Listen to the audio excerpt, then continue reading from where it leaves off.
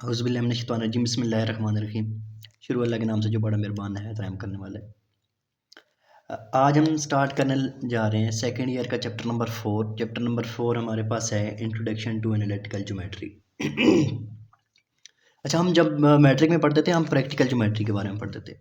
Means कि हम different उसके एंगल्स बनाते थे, कुछ मेजरमेंट्स हमें गिवन होती थी, वहाँ से हम एंगल बना लेते थे या उसकी शेप कोई ना कोई जनरेट कर देते थे, शेप बना देते थे।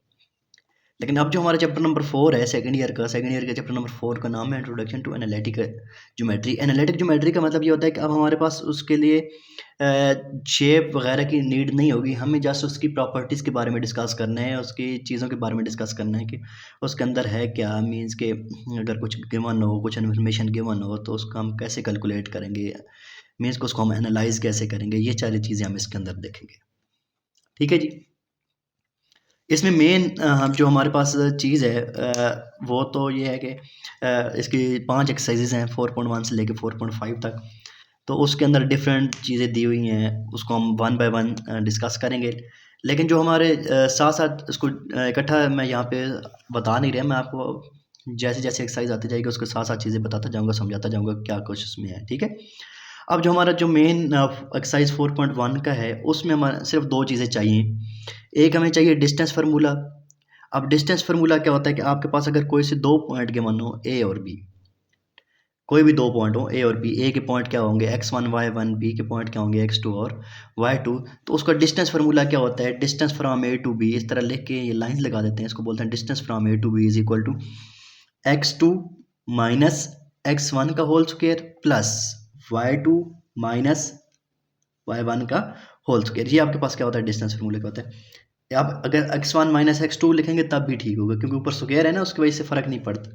लेकिन हम यूजुअली क्या यूज़ करते हैं, x2 माइनस x1 का whole square plus y2 minus y1 का होल स्क्वायर। तो ये आपके पास क्या आ जाएगा, डिस्टेंस फार्मूला। दूसरा हमारे पास है मिड पॉइंट। मिड पॉइंट क्या होता है कि अगर आपके पास 2 पॉइंट दिए गए हों, उनका मिड पॉइंट दरमियानी हिस्सा कैसे फाइंड करते हैं, क्या फार्मूला होता है, x1 plus x2 divided by 2 comma y1 plus y2 divided by 2। तो इस पूरी एक्सरसाइज के अंदर हमारा मेन फोकस इन्हीं 2 सवालों पे होगा, इन्हीं 2 चीज़ों पे होगा। एक होगा 4.1 के अंदर डिस्टेंस फार्मूला का और दूसरा होगा मिड पॉइंट। ठीक है जी। अब जो इसका क्वेश्चन नंबर 1 है, क्वेश्चन नंबर 1 हमारा एमसीक्यूज टाइप है, वो हम अभी डिस्कस नहीं करेंगे। अगर आपको इसकी नीड हुई, कुछ समझना होगा तो आप मुझे बताइएगा, मैं आपको अलग से इसका पूरे जितने भी पार्ट्स हैं वो अलग से डिस्कस कर दूंगा। यहाँ पे मेरे पास लिखे हुए हैं, लेकिन फ़िलहाल मैं इनको डिस्कस यहाँ पे नहीं कर रहा। ठीक है। आपने क्या करना है, यहाँ पे सारा इसको देख लेना है। बाद में अगर आपको कोई इसमें पहले क्वेश्चन में नीड हुई, एमसीक्यूज टाइप है, तो हमने जो सवाल सॉल्व करने हैं वो हम क्वेश्चन नंबर 2 से स्टार्ट करेंगे। हमारा क्वेश्चन नंबर 2 क्या कहता है, क्वेश्चन नंबर 2 में ना हमारे पास 2 चीज़ें हमने फाइंड करनी है। क्वेश्चन नंबर 2 में एक तो हमसे कहता है कि find each of the following. क्या कहता है कि the distance between the 2 given points. एक हमने डिस्टेंस फाइंड करना है 2 पॉइंट्स के दरमियान, और दूसरा हमने क्या फाइंड करना है, mid point of the line segment joining the points. हमने 2 चीज़ें फाइंड करनी है, एक डिस्टेंस फाइंड करना है और दूसरा क्या फाइंड करना है, मिड पॉइंट फाइंड करना है। पहला इसका पार्ट दिया हुआ है, ए भी दिया हुआ है और बी भी दिया हुआ है। कहता है कि ए और बी के दरमियान डिस्टेंस क्या फार्मूला होता है। अब यहाँ पे चूंकि बार बार हम x1 और x2 का whole square plus y1 minus y2 का होल स्क्वायर ये लिख लें, या x2 माइनस x1 का whole square plus y2 minus y1 का होल स्क्वायर लिख लें। दोनों में मैं आपको बार बार कह रहा हूँ कोई फ़र्क नहीं है, तो जो आपका दिल करे इसमें से ये माइनस करें या इसमें से ये माइनस करें, दोनों का आंसर सेम आएगा। तो जो आपका दिल करेगा वो फार्मूला यूज़ करिएगा। ठीक है। तो यहाँ पे हमने क्या लिखा है, x1 माइनस x2 का whole square plus y1 minus y2 का होल स्क्वायर। ये x1 होता है, ये x2 होता है, ये y1 होता है और ये आपके पास क्या होता है, y2 होता है।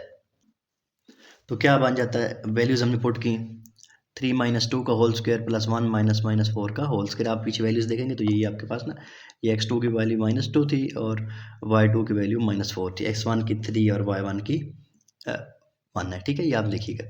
ये माइनस माइनस क्या बन जाएगा, +3 +2 +1 +4 हो जाएगा। ये 5 का स्क्वायर प्लस 5 का स्क्वायर कितना बन जाएगा, तो 50 बन जाएगा। तो 50 क्या होता है, 5 मल्टीप्लाई बाई 5 मल्टीप्लाई बाई 2। तो 5 का स्क्वायर स्क्वायर स्क्वायर रूट से कैंसिल, तो आपके पास आंसर आ जाएगा 5/√2। तो ये आपके पास क्या आ गया, इसका डिस्टेंस आ गया। सेकंड क्या होता है, मिड पॉइंट। उसने 2 बातें पूछी थी से, डिस्टेंस और मिड पॉइंट। मिड पॉइंट कैसे फाइंड करते हैं, x1 plus x2/2 y1 plus y2/2। ठीक है जी। x1 की वैल्यू 3 थी, x2 की वैल्यू -2 थी, y1 की वैल्यू 1 और y2 की वैल्यू -4। वैल्यूज पुट करें, 3 प्लस -2 -2 हो जाएगा, 1 -4 -4 डिवाइडेड बाई 2, 3 -2 1/2 और -3/2। तो ये आपके पास क्या आ गया, इसका मिड पॉइंट आ गया। ठीक है। सेकंड पार्ट है, ए भी दिए हुए बी भी दिए हुए, क्या फार्मूला x1 माइनस x2 का square plus y1 minus y2 का होल स्क्वायर। अब x1 आपके पास क्या है -8, x2 क्या है 2, ये माइनस ये वाला, ठीक है ना, -8 माइनस x2 की जगह पे क्या आ जाएगा 2 आ जाएगा, प्लस y1 की जगह पे क्या आएगा 3, माइनस y2 की जगह पे क्या आ जाएगा -1। जब इसको आप सॉल्व करेंगे, सॉल्व करने के बाद आपके पास 116 आया, 116 को आपने जब फैक्टर बनाया तो ये इसके फैक्टर बन गए, 2/29 आ जाएगा।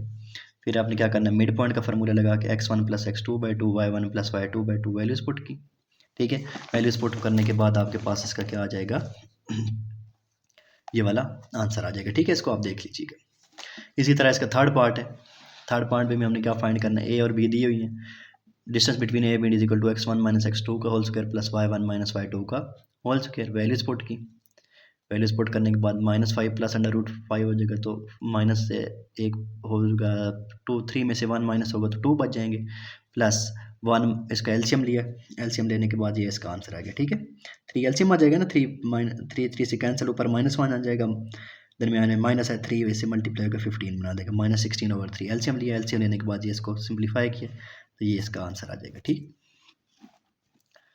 नेक्स्ट पार्ट इसका मिड पॉइंट भी फाइंड करना है। मिड पॉइंट फाइंड करने के लिए हम क्या करते होते हैं, x1 plus x2/2 y1 plus y2/2, तो x1 के क्या -5 प्लस और माइनस √3/2 आ जाएगा। इसी तरह ये इसका आपने इसका एलसीएम ले लेना है, एलसीएम 3 आ जाएगा, तो 3 से कैंसिल -1 प्लस इसके साथ क्या हो जाएगा 15 बन जाएगा, और डिवाइडेड बाई क्या आ गया 2।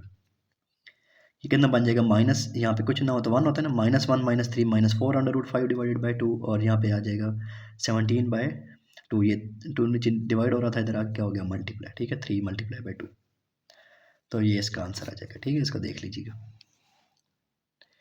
नेक्स्ट क्वेश्चन है क्वेश्चन नंबर 3। क्वेश्चन नंबर 3 में कहता है कि which of the following points are at a distance of 15 unit from the origin. कहता है कि आपके पास नीचे 3-4 पॉइंट्स दिए गए हैं, वो कहता है कि इनमें से कौन सा ऐसे पॉइंट्स हैं जो ओरिजिन से 15 यूनिट के फासले पे होंगे। मीन सिंपल सी बात है, ये जो पॉइंट है इसका हम ओरिजिन से डिस्टेंस निकालेंगे, अगर उसका आंसर 15 आ गया तो हम बोल देंगे कि 15 यूनिट फ्रॉम द ओरिजिन, अगर आंसर 15 ना आया तो हमने ये कहेंगे कि वो it is not 15 unit from the origin, ठीक है जी। ये देखिए जी, पॉइंट था, दूसरा हमने पॉइंट क्या लिया, ओरिजिन लिया। ओरिजिन क्या होता है 0 0, तो ए से लेकर ओ तक का डिस्टेंस निकाला, x1 माइनस x2 का square plus y1 minus y2 का स्क्वायर। ओरिजिन तो 0 0 था, तो ये स्क्वायर रूट से कैंसिल, 7 का स्क्वायर क्या हो जाएगा 59, 2 15 तो 15 आ जाएगा, तो हम क्या कहेंगे यस मीन्स कि यस इट इज़ 15 यूनिट। ये जो पॉइंट है ये ओरिजिन से 15 यूनिट के फासले पे है, ठीक है। अगर 15 नहीं आता, जैसे अब अगला सवाल है, अगला सवाल ये हमने सॉल्व किया, सॉल्व करने के बाद देखिएगा इसका आंसर क्या है 2/50, तो हम क्या लिखते हैं, no it is not 15 unit from the origin. इसी तरह तीसरा पार्ट है 115, ए ओ है, तो जब इसको हमने सॉल्व किया इसका आंसर भी कितना आ गया 15.03, मीन्स 226 का आंसर जब निकाला 15.03, तो ये इसका आंसर भी 15 नहीं आया ना, तो हम इसको क्या कहते हैं, no it is not 15 unit from the origin, ठीक है। नेक्स्ट जो इसका पार्ट है, पार्ट नंबर डी, उसको भी हमने क्या निकाला, डिस्टेंस ओरिजिन से जब डिस्टेंस निकाला, ये आप देख लीजिएगा डिस्टेंस, क्योंकि हम बार बार डिस्टेंस कर रहे हैं ना, तो इसलिए मैं आपको बताऊँ। तो इसका आंसर भी क्या है 15/2 डिवाइडेड बाई 2, तो इसके साथ भी हमने क्या लिख दिया, no it is not 15 unit from the origin. तो सिर्फ एक पहला ही पार्ट था जिसका 15 आ रहा था, वो 15 यूनिट ओरिजिन से था, बाकी सारे यूनिट्स 15 यूनिट नहीं थे। नेक्स्ट है question number 4। Question number 4 important question है, शार्ट क्वेश्चन के लिहाज से आ सकता है, ये पूछा जा सकता है।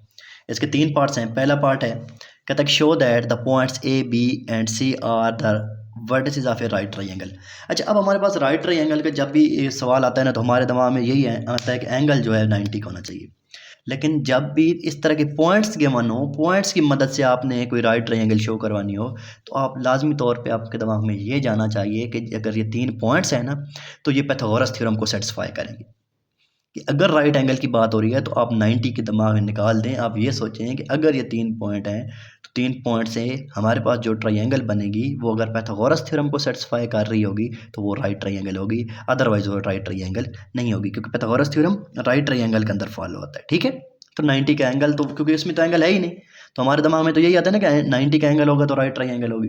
तो अब आपने ये दिमाग में रखना है, ये ध्यान में रखना है कि जब भी आपके पास 3 पॉइंट हो या कोई भी इस तरह की वैल्यूज़ दी गई हों, तो अगर वो आपसे राइट ट्रायंगल के बारे में पूछेगा तो आपने दिमाग में ये रखना है, ये सोचना है कि ये जो ट्रायंगल होगी वो पाइथागोरस थ्योरम को क्या करेगी, सेटिस्फाई करेगी। अगर सेटिस्फाई कर जाती है तो उसमें क्या होता है कि वो राइट ट्रायंगल होती है, अदरवाइज़ नहीं होगी। तो आपके पास 3 दी हुई हैं, 3 पॉइंट्स है, तो आपने सिंपली क्या करना है, इस 3 का डिस्टेंस निकाल लेना है। मीन्स ए बी का डिस्टेंस निकालना है, बी सी का डिस्टेंस निकालना है और ए से लेके सी तक का डिस्टेंस निकालना है। फिर हम देखते हैं कि आगे क्या करना है। सबसे पहले ए बी का डिस्टेंस निकालें। ये ए है, ये बी है, क्या फार्मूला होगा, x1 माइनस x2 का whole square plus y1 minus y2 का होल स्क्वायर। जब निकाला तो ये आपके पास क्या आ जाएगा, √12। फिर बी सी का डिस्टेंस निकाला, बी सी का डिस्टेंस आपके पास आ जाएगा √4। फिर आपने क्या करना है, ए सी का डिस्टेंस निकालना है। ये आप डिस्टेंस निकाल लीजिएगा, ठीक है। ए सी का डिस्टेंस निकालते हैं, ये अगले पेज पे इसका आंसर आ गया √16। अब देखो ना, एक √16 आया और एक आपके पास आया था √12 और दूसरा आया था √4। अब सबसे बड़ी साइड इनमें से एक √12 है, 4 है और तीसरा √16 है। तो सबसे बड़ी साइड कौन सी आ रही है, √16 आ रही है ना। ये देखिए, सबसे बड़ी साइड √16 आ रही है। अब पाइथागोरस थ्योरम क्या कहता है कि जो सबसे बड़ी साइड होती है उसका अगर हम स्क्वायर लें तो वो दूसरी दोनों छोटी साइड होती हैं उनके स्क्वायर के सम के बराबर होता है। तो अब सबसे बड़ी साइड यहाँ पे हाइपोटेन्यूज होती है।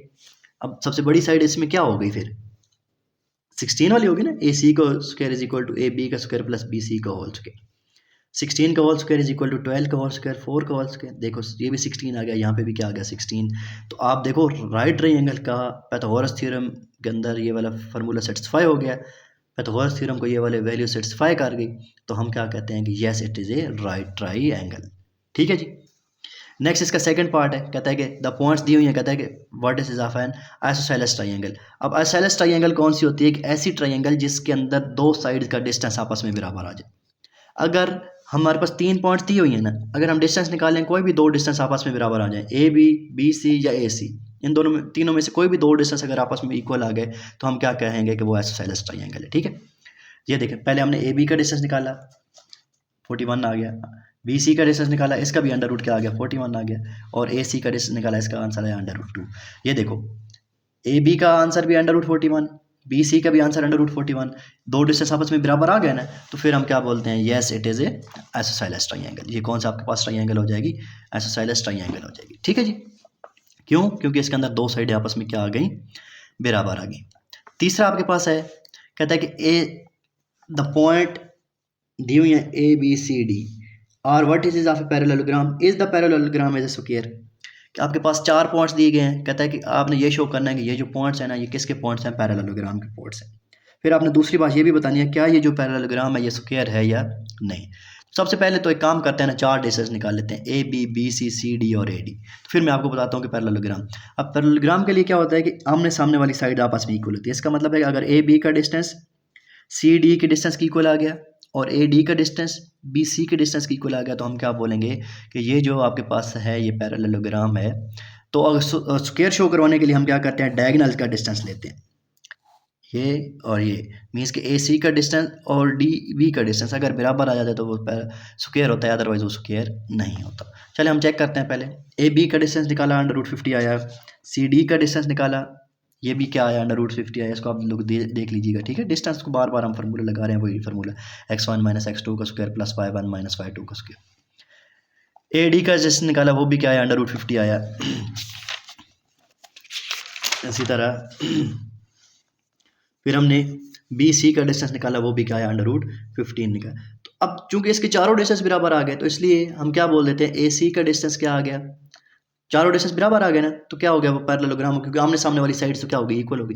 और वैसे हम यहाँ से भी पता चल रहा है कि उसके चारों साइड बराबर हैं तो स्क्वायर होता है, लेकिन हम इसको डायगोनल्स की मदद से शो करवा देते हैं। एक डायगोनल्स क्या मैंने आपको बताया था कि ए सी है, मीन्स कि ये वाला डायगोनल और ये वाला डायगोनल। एक डायगोनल ए सी हो जाएगा, ए सी का आंसर निकाला, √100 आया। और बी डी का भी √ क्या आ गया, 100 आ गया। तो हम क्या कहते हैं कि डायगोनल्स इक्वल है, yes it is a also a square. तो वैसे भी हमें नज़र आ गया था कि उसकी चारों साइडें बराबर थी, तो क्या हो गई थी, वो पैरेललोग्राम जो था वो स्क्वायर वाली फॉर्म में था। ठीक है जी। नेक्स्ट क्वेश्चन है क्वेश्चन नंबर 5। क्वेश्चन नंबर 5 में कहता है कि the mid points of a side of a triangle are. अब ये जो दी हुई है ना, ये मिड पॉइंट्स दी हुई हैं ट्रायंगल के साइड्स के, 1 2 3। Find the coordinate of the vertices of the triangle. हमने उस ट्रायंगल के वर्टेक्स के कोऑर्डिनेट्स फाइंड करना है। मीन्स कि ये देखिएगा, हमारे पास एक ट्रायंगल है ए बी सी। अब उसके मिड पॉइंट दिए गए हैं, ए बी का मिड पॉइंट उसको हमने डी का नाम रख लिया, बी सी के मिड पॉइंट को ई का नाम रख लिया, और डी सी ए के किसका नाम रख लिया, एफ का। ये जो है ना, ये हमें गिवन है, मीन कि ये भी गिवन है, ये भी गिवन है, ये भी गिवन है। हमने ए बी और सी उसके वर्टेक्स फाइंड करने हैं, वर्टेक्स के कोऑर्डिनेट फाइंड करने हैं, ठीक है। मिड पॉइंट हमें गिवन है। अब मिड पॉइंट का क्या फार्मूला होता है ज़रा बताइएगा ना। ये मिड पॉइंट है ना 1 1, मिड पॉइंट का क्या फार्मूला होता है ना, x1 plus x2 divided by 2, y1 plus y2 divided by 2। ये 1 1 ये इसके लिए x1 x2 y1 y2, ठीक है। ये पहले पॉइंट्स के लिए हम कर रहे हैं। तो पहला नंबर पहले की इक्वल होता है, 1 किसकी इक्वल हो जाएगा, x1 plus x2 divided by 2, और -1 किसकी इक्वल हो जाएगा, y1 plus y2 divided by 2। 2 इधर डिवाइड हो रहा है, साइड पे आके मल्टीप्लाई हो जाएगा, ये बन जाएगी इक्वेशन नंबर 1। 2 इधर डिवाइड हो रहा है, साइड पे आके मल्टीप्लाई हो जाएगा, ये बन जाएगी इक्वेशन नंबर 2, ठीक है जी। इसी तरह फिर ई जो है वो मिड पॉइंट है किसका, बी और सी का। क्या हो जाएगा, -4 -3 is equal to x2 plus x3 divided by 2, y2 plus y3 divided by 2। ये आपके देखो जी, आपके पास जो ई आ जाएगा -4 -3 किसकी equal, x2 plus x3 divided by 2, y2 plus y3 divided by 2। -4 किसकी इक्वल हो जाएगा, ये पहली वैल्यू के, -3 किसकी इक्वल हो जाएगा, दूसरे। ये 2 नीचे डिवाइड हो रहा है, साइड पे आके मल्टीप्लाई, ये 2 इस साइड पे आके मल्टीप्लाई, ये क्वेश्चन नंबर 3 बन गया, और ये क्या बन गया, क्वेश्चन नंबर 4। नेक्स्ट एफ है, F is the mid point of A C. ये आपके पास ए है और ये सी है। इसमें आपने क्या करना, देखें आपके पास एक पॉइंट है -1, दूसरा है 1। ये मिड पॉइंट की जगह पे लिखेंगे, क्या फॉर्मूला हो जाएगा, x1 x3 divided by 2, y1 plus y3 divided by 2। f is the midpoint of AC, -1 1 is equal to x1 plus x3 divided by 2, y1 plus y3 divided by 2। पहला number पहले की इक्वल हो जाएगा, दूसरा number दूसरे compare करने से, ठीक है। अब आपने क्या करना है, 2 नीचे डिवाइड हो रहा है, इस साइड पे आके मल्टीप्लाई होकर -2 बन जाएगा, 2 इधर डिवाइड हो रहा है साइड पे आके, तो ये बन जाएगी क्वेश्चन नंबर 5 और ये क्वेश्चन नंबर 6, ठीक है। अब ज़रा देखें हमारे पास जो था ना, असल में यहाँ पे क्या आ गया, क्वेश्चन x1 और x2। अब इक्वेशन नंबर 1 में से इक्वेशन नंबर 3 को माइनस करने जा रहे हैं, ये इक्वेशन नंबर 1 है, इसमें भी x1 और x2 है, और इक्वेशन नंबर 3 में क्या है, आपके पास x2 और x3 है, ठीक है। इन दोनों को जब मैं माइनस करूंगा तो मेरे पास क्या आ जाएगा, x2 के साथ कैंसिल हो जाएगा, तो क्या बच जाएगा, इधर x1 बच जाएगा, नीचे क्या बन जाएगा, -x3 इज इक्वल टू 10। अब इधर x1 और x3 आ गया, और इक्वेशन नंबर 5 में भी क्या है, x1 और x3 है, ठीक है। अब मैं इन दोनों को ऐड कर दूंगा, जब ऐड करूंगा तो x3 के साथ क्या हो जाएगा, कैंसिल हो जाएगा, तो आपके पास किसकी वैल्यू आ जाएगी, x1 की। 2x1 इज इक्वल टू 8, तो x1 की वैल्यू किसकी इक्वल हो जाएगी, 4 की, ठीक है। ये देखिए अगले मीन्स कि अब इस सवाल के अंदर नाम करने क्या जा रहे हैं, हम x1 x2 x3 y1 y2 y3 की वैल्यूज फाइंड करने जा रहे हैं। तो x1 की वैल्यू क्या आ जाएगी, 4। इसको कहाँ पे पुट कर दें, क्वेश्चन नंबर 1 के अंदर, x1 plus x2 is equal to 2, तो यहाँ से x2 की वैल्यूज निकल आएगी। अब x2 की वैल्यूज भी आ गई, x1 की भी आ गई, x1 को किस में पुट कर दें, 5 में, तो आपके पास किसकी वैल्यू आ जाएगी, x3 की, ठीक है। ये हमने x1 x2 x3 के पॉइंट फाइंड कर ली। इसी तरह अब क्वेश्चन नंबर 2 में से क्वेश्चन नंबर 4 को माइनस करेंगे तो y1 माइनस y3 आ जाएगा, फिर 6 और 8 को ऐड करेंगे तो आपके पास क्या आ जाएगा, y1 की वैल्यूज निकल के आ जाएगी, ठीक है। ये बहुत आसान सा सवाल है, इसको आप देखिएगा, आपको बहुत आसानी के साथ समझ आ जाएगा। तो फिर y1 की वैल्यू पुट की क्वेश्चन नंबर 2 में, तो आपके पास y3 आ जाएगा। फिर y1 की वैल्यू पुट की 6 में, तो आपके पास y3 आ जाएगा, ऊपर y2 है, यहाँ पे y3 आएगा, ठीक है। ये आपके पास y2 है,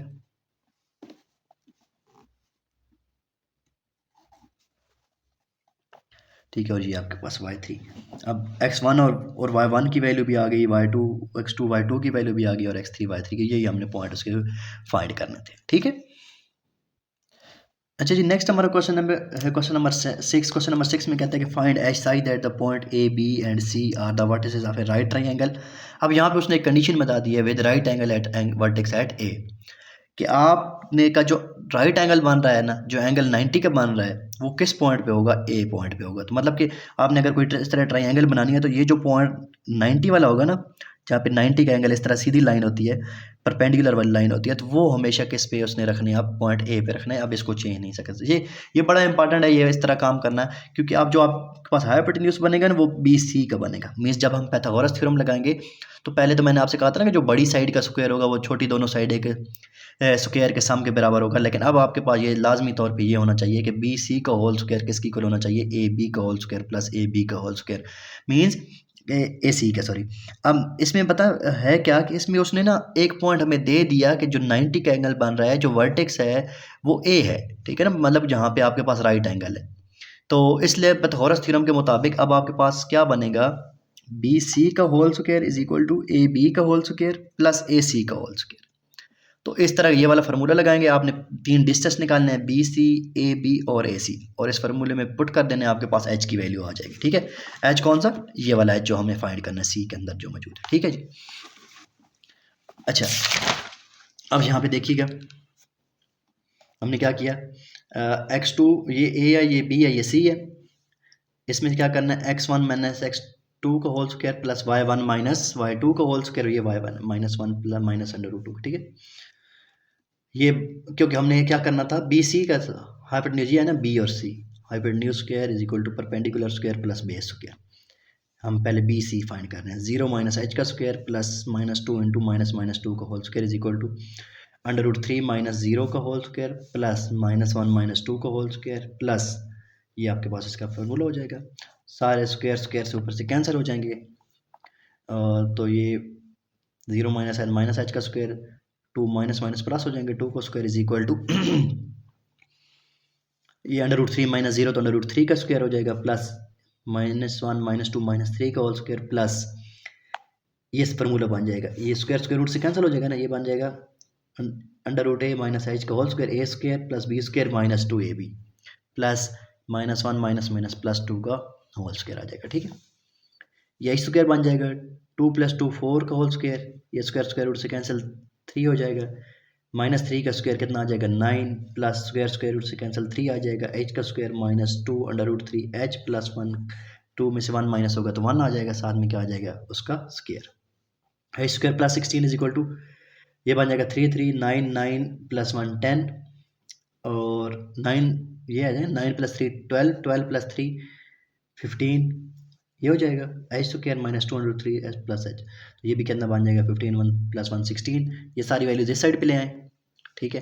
तो ये माइनस का 16 प्लस का 16 आपस में कैंसिल हो जाएगा, एच स्क्वायर माइनस का साइड पे आके प्लस कैंसिल हो जाएंगे, माइनस 2 √3 एच आ जाएगा, तो माइनस 2 √3 इधर मल्टीप्लायर साइड पे आके क्या हो जाएगी डिवाइड, तो जीरो के साथ जो भी चीज़ डिवाइड होती है वो जीरो हो जाती है, तो एच की वैल्यूज आपके पास क्या आ गई, जीरो आ गई, ठीक है जी। Question number 7 is very very very important short question, ये बहुत इंपॉर्टेंट शॉर्ट क्वेश्चन है, इसको अच्छे तरीके से कीजिएगा। कहते हैं कि find H side that the A B and C are the collinear. अब कोलिनियर पॉइंट्स के लिए आपके पास फार्मूला क्या होता है, जब भी हम डिटर्मिनेंट की फॉर्म में लिखते हैं तो कोलिनियर पॉइंट्स के लिए क्या होता है, x1 y1 1 x2 y2 1 x3 y3 1, वो किसकी इक्वल होता है, जीरो के। अब x1 क्या होता है, ये x1 होता है, ये y1 होता है, x2 y2, ये x3 और y3 होता है, इसको डिटर्मिनेंट की फॉर्म में लिखेंगे। जब हमने डिटर्मिनेंट की फॉर्म में लिखा तो ये बन गया हमारे पास, ठीक है, -1 h1 3 2 1 7 3 1 इज इक्वल टू 0। तो हमने क्या किया, डिटर्मिनेंट ओपन करना तो आपको आता है, पहले -1 लिखते हैं, ये रो और कॉलम छोड़ के 2 1 3 1, दरमियान में क्या आता है माइनस h आ जाएगा, फिर ये वाली रो और ये वाला कॉलम छोड़ देंगे 3 1 7 1 आ जाएगा, प्लस फिर 1 लिखते हैं, फिर ये वाली रो और कॉलम छोड़ के क्या आ जाएगा 3 2 7 3 इज इक्वल टू 0। फिर क्या करते हैं, इसको इससे मल्टीप्लाई, दरमियान में माइनस, इसको इसके साथ मल्टीप्लाई करते हैं, 2 को 1 से मल्टीप्लाई किया 2 माइनस 3 आ जाएगा माइनस h, 3 को 1 से मल्टीप्लाई करेंगे 3 आ जाएगा, 7 को 1 से मल्टीप्लाई करेंगे -7, फिर इसी तरह 3 को 3 से मल्टीप्लाई करेंगे 9 माइनस 14, ठीक है। ये -1 2 माइनस 1 -1 हो जाएगा, -4 हो जाएगा, प्लस 9 में से 14 माइनस हो गया तो माइनस का 5 is equal to 0, minus minus plus हो जाएगा 1, ये माइनस माइनस 4 हो जाएगा, -5 is equal to 0, 1 minus 5 minus 4 हो जाएंगे इज इक्वल टू 0, इस साइड पे माइनस का 4 है, इस साइड पे आके +4, 4h इज इक्वल टू 4 हो जाएंगे। तो यहाँ पे h मल्टीप्लाई हो रहा था, इस साइड पे आके डिवाइड हो गया 4, तो h इज इक्वल टू क्या आ गया 1 आ गया, 4 मल्टीप्लाई था ना divide, h is equal to 1, तो ये बहुत इंपॉर्टेंट शॉर्ट क्वेश्चन है। इस तरह नेक्स्ट जो क्वेश्चन है वो भी बहुत इंपॉर्टेंट है, क्वेश्चन नंबर 8 भी, ये भी बहुत ज़्यादा इंपॉर्टेंट शॉर्ट क्वेश्चन है, ठीक है, ये भी अक्सर बात पेपर में आता है। कहता है the points A B are the end of a diameter of a circle, find the centre and radius of the circle. देखो जी, ये आपके पास एक सर्कल है, वो कहता है कि जो ए और बी है ना वो डायमीटर्स के एंड पॉइंट है, एंड पॉइंट मीन्स कि एक पॉइंट ये है और एक पॉइंट ये है, ये एंड पॉइंट है किस चीज़ के, डायमीटर के। डायमीटर क्या होता है कि जो सेंटर से पास करता है, ठीक है। ये ए है ये बी है, हमने फाइंड करना है सी। यहाँ पे वैल्यूज़ मैंने फाइंड करके लिखी हुई हैं, आपने क्या करना है पहले इसको फाइंड करना है। अब कैसे फाइंड करते हैं देखो ना, सी सी मीन्स कि डायमीटर का मिड पॉइंट। तो सेंटर क्या होता है, सर्कल का मिड पॉइंट होता है ना, तो डायमीटर का हम क्या निकालेंगे, मिड पॉइंट।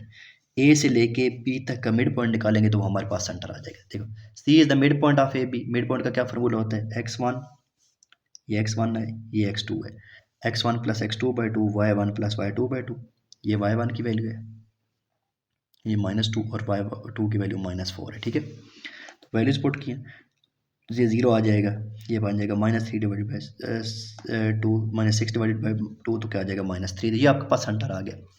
अब रेडियस क्या होता है, रेडियस होता है कि आपके पास सेंटर से लेके, ये सेंटर है, सेंटर से लेके किसी भी एक पॉइंट तक का डिस्टेंस, सी से लेके ए तक का डिस्टेंस निकालें या सी से लेके बी तक का डिस्टेंस निकालें, तो ये आपके पास क्या हो जाएगा, सेंटर हो जाएगा। तो ये देखिए जी, ये आपके पास क्या निकाल लिया, ए से लेके सी तक, तो ये आपके पास इसका क्या आ जाएगा, सेंटर आ गया। डिस्टेंस निकाला, ये 26 आ जाएगा। तो डिस्टेंस जब निकाला तो ये आपके पास क्या होगा, उसका रेडियस हो जाएगा। क्या होगा, रेडियस क्या होता है, सेंटर से लेके किसी भी एक पॉइंट तक का जो डिस्टेंस होता है उसको हम, हमने ए सी निकाला, आप बी सी भी निकालेंगे तो वो भी क्या होगा, इसका रेडियस होगा और वो भी इसकी इक्वल होगा। ठीक है, तो सेंटर क्या होता है, मिड पॉइंट होता है डायमीटर का, और रेडियस क्या होता है, सेंटर से लेके किसी भी पॉइंट तक का जो डिस्टेंस होता है वो आपके पास क्या होता है, रेडियस होता है। ठीक है। क्वेश्चन नंबर 9 बिल्कुल एज इट इज़ क्वेश्चन है जैसे हमने क्वेश्चन नंबर 6 किया था। इसमें भी हमने क्या करना है कि find the value of H I that the point A B and C are the vertices of a triangle with right angle at vertex A. ये भी वही सवाल है। ठीक है, आप कोशिश कीजिएगा इसको खुद करने की, ना होगा तो मुझे बताना।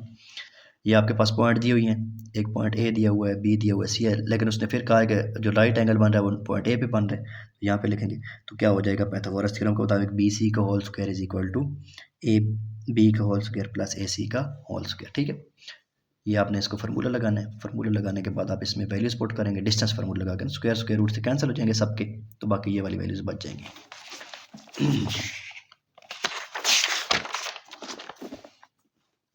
तो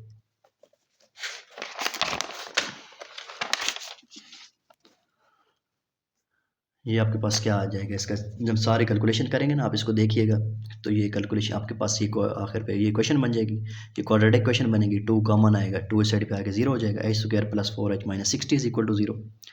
फैक्टर बनाएंगे, 10 और 6 फैक्टर बन जाएंगे, इन दोनों में से h कॉमन अंदर h प्लस 10, इन दोनों में से 6 कॉमन अंदर h plus 10 is equal to 0।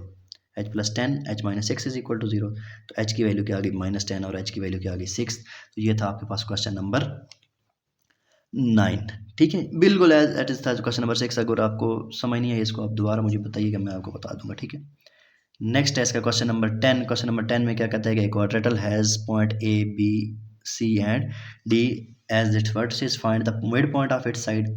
हमने सबसे पहले क्या करना है, मिड पॉइंट फाइंड करना है। फिर कहता है show that the figure form by joining the mid point consecutively is a parallelogram. फिर हमने क्या उसको बताना है कि वो पैरेललोग्राम भी है। ठीक है।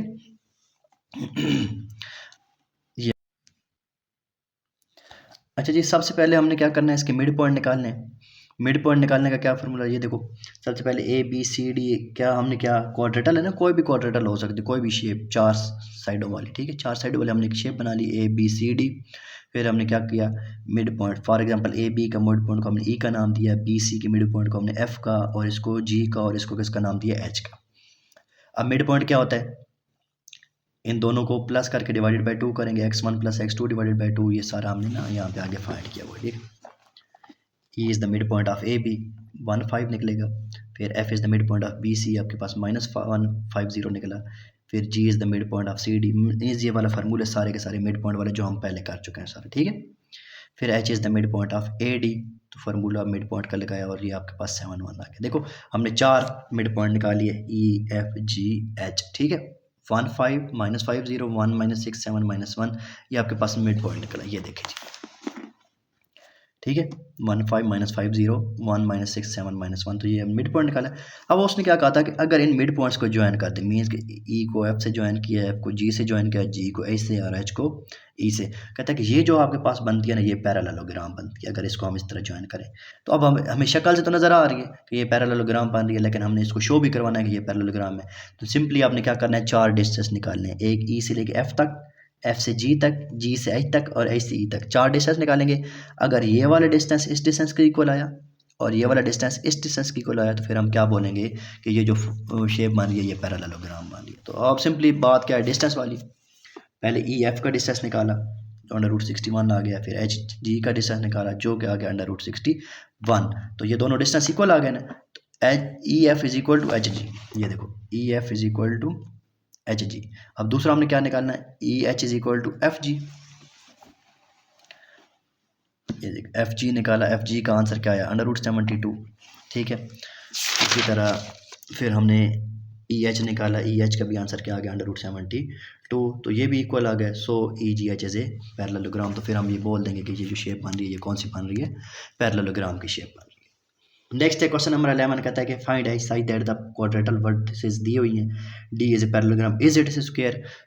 कहता है कि आपके पास 4 पॉइंट्स दिए गए हैं, कहता है कि ये किस फाइंड एच, पहले सबसे पहले ये वाला जो डी के अंदर एच दिया हुआ है ना ये फाइंड करना है। फिर वो कहता है कि एच फाइंड करने के बाद आप ये बताओ कि क्या ये जो आपके पास पैरेललोग्राम है ये स्क्वायर है या नहीं। सबसे पहले तो हम क्या करते हैं, पैरेललोग्राम के लिए क्या कंडीशन होती है, A B is equal to D C, A B is equal to C D. तो यहाँ से हमने पास जब इसको इसकी इक्वल रखा, डिस्टेंस फार्मूले लगाए, डिस्टेंस फार्मूले लगाने के बाद हमारे पास एच की वैल्यू किसकी इक्वल आ गई, ये देखें एच इज इक्वल टू क्या आ गया +-2, ठीक है ना। H square is equal to 4 आया ना, एच की वैल्यू क्या आ गई +-2। अब हमने क्या करना था, हमने ये शो करवाना था क्या ये स्क्वायर है या नहीं।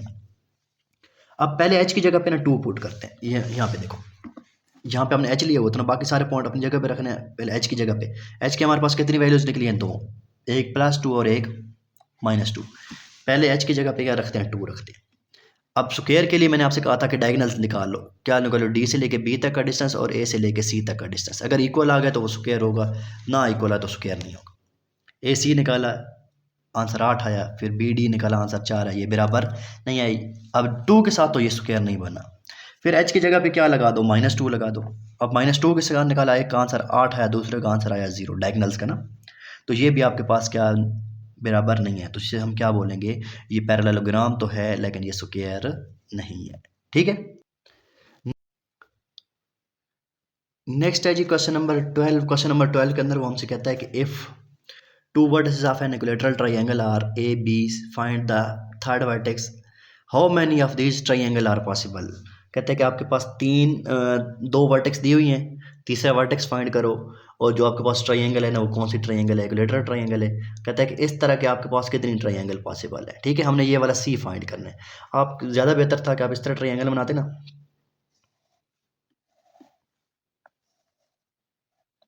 इसको आप क्या बोल देते हैं, ए बी, और इसको क्या बोल देते हैं सी, ठीक है। ये भी बना लो तो कोई इशू नहीं है, क्योंकि इक्विलेटरल ट्रायंगल है ना, इक्विलेटरल ट्रायंगल में क्या होता है, ए बी, बी सी और सी ये सारे क्या होते हैं, इक्वल होते हैं।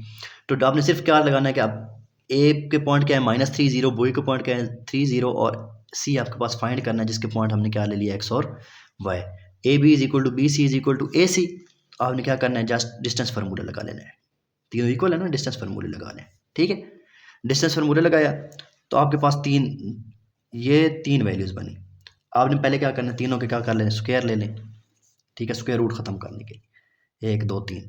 अब आपके पास ना क्या बना, पहले 36 को ना, ये आपके पास 1 2 3 वैल्यूज़ हैं, पहले आप क्या करें, 36 को इस चीज़ की इक्वल रख लिया, ठीक है, पहली वैल्यू इसकी equal 36 is equal to, means कि ये इस तरह की कंडीशन बन गई ना, A is equal to B is equal to C. तो हम पहले क्या ले रहे हैं, A is equal to B, 36 is equal to X square plus Y square minus X X plus 9, ठीक है, ये वाली वैल्यूज ली।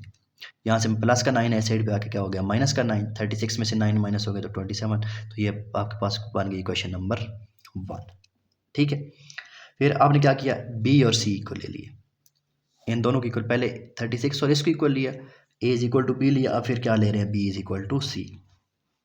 अब दोनों को इक्वल रखा, ये सारी वैल्यूज इस साइड पे लेके आए, तो एक्स की वैल्यूज किसकी इक्वल आ गई, 0 के, ठीक है, सारा कुछ कैंसिल हो गया ना, तो एक्स की वैल्यू किसकी इक्वल आ गई, 0 के। अब एक्स की वैल्यू को उठा के क्वेश्चन नंबर 1 में पुट कर दे, put X in question number 1, तो आपके पास किसकी वैल्यू आ जाएगी, Y square is equal to 27, तो taking square root on both side, तो आपके पास क्या आ जाएगा, 27 का स्क्वायर रूट। तो 27 को हम 9 × 3 लिखेंगे तो ये आ जाएगा, जब ऊपर स्क्वायर ख़त्म करेंगे ना तो आपके पास दो वैल्यूज़ आती हैं, एक आती है प्लस और -3/√3। तो आपके पास क्या बना, एक्स और Y is equal to C plus -3, 0 + -3। X की वैल्यू क्या आई थी, 0, और वाई की वैल्यू क्या आई है ±√3। तो आपके पास जो इसके वर्टेक्स आ गए ना CXY वो आ गया 0 ±3√3। Two triangle are possible. अब ये कैसे पॉसिबल है? अब देखो ना, एक आपके पास क्या बना 0 कामा 3√3 और दूसरा कामा क्या बनेगा 0 -3√3। तो इक्विलेटरल ट्राइंगल है ना। अब आपके पास दो ट्राइंगल पॉसिबल है। एक ट्राइंगल इस तरह की पॉसिबल हो सकती है ABC, और दूसरी ट्राइंगल क्या पॉसिबल हो सकती है AB और नीचे यहाँ पे C ले लो, क्योंकि एक प्लस का C आ जाएगा और किसका C आ जाएगा माइनस का C आ जाएगा। तो इस तरह के आपके पास दो ट्राइंगल बन सकते हैं। ठीक है, ये इंपॉर्टेंट सवाल था।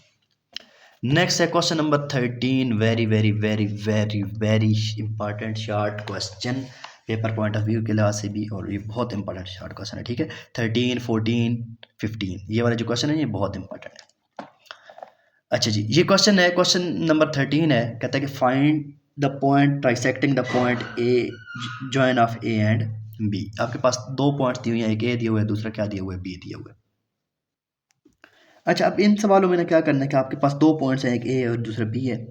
तो आपने यहाँ से लेके ट्राइसेक्ट का मतलब है तीन बराबर ऐसे करने हैं। अब ए और बी के तीन ऐसे करने हैं, यहाँ से कट कर दिया।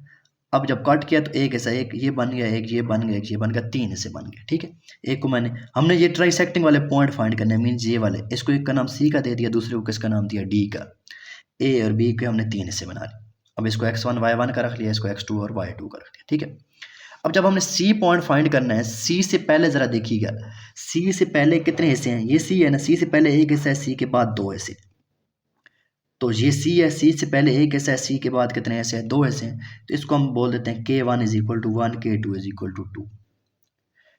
इसको बोलते हैं x1 y1, इसको बोलते हैं x2 y2, और ये आपके पास x और y होते हैं। ठीक है, अब फार्मूला आपके पास क्या होता है, x = K1 x2 plus K2 x1 divided by K1 + 2। ये बहुत इंपॉर्टेंट है, इसको ज़रा समझिएगा दोबारा कि आप इसको हम x और y1 कहते हैं, इसको x2 y2 बोलते होते हैं, और जो हम फाइंड कर रहे होते हैं उसको हम क्या नाम देते हैं x और y का। चूँकि अब यहाँ पे नाम तो x1 y1 दिए हुए, लेकिन बाय फार्मूला हम इसको x और y बोल रहे होते हैं। तो x का फिर क्या फार्मूला होता है, K1 x2 plus K2 x1, ये ज़रा मेरे जहाँ पे मैं पेंसिल रख रहा हूँ इसको गौर कीजिएगा, divided by K1 plus K2।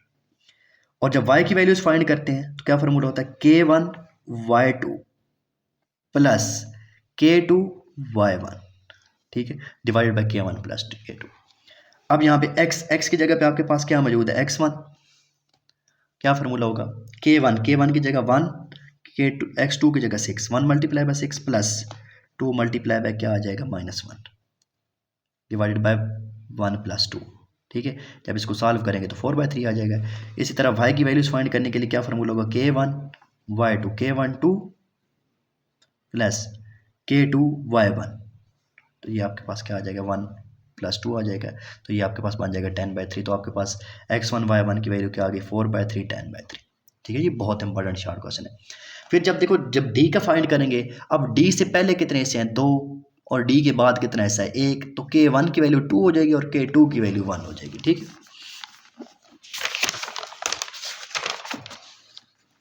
ये देखो K1 की वैल्यू कितनी होगी 2 और K2 की वैल्यू कितनी होगी 1। तो फार्मूला क्या था, K1 x2 मीन्स के 2 को मल्टीप्लाई करेंगे 6 के साथ, प्लस 1 को मल्टीप्लाई करेंगे -1 के साथ। जब सॉल्व करेंगे तो आपके पास 11/13 आ गया।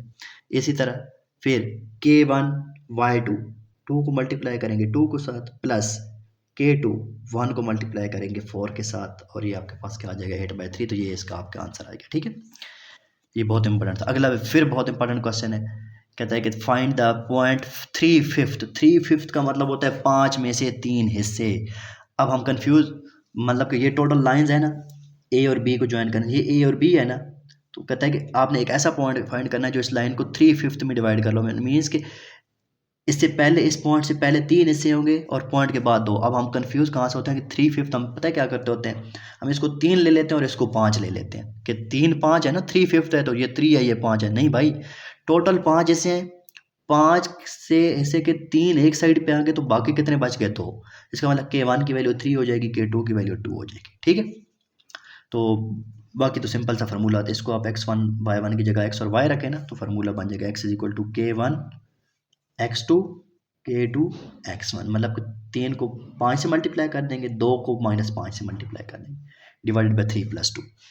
इसी तरह y 3 को 3 से मल्टीप्लाई करेंगे, 2 को 8 से मल्टीप्लाई करेंगे, डिवाइडेड बाई 3 + 2 आ जाएगा। ठीक है, सिंप्लीफाई करेंगे, ये 1 आ जाएगा, ये पे 5 आ जाएगा।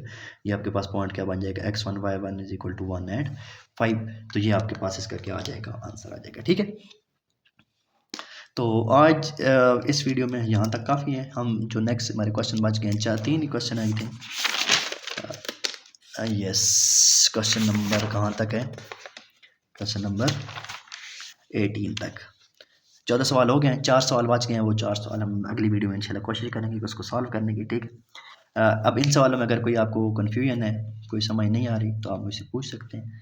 तब तक के लिए अल्लाह हाफिज़।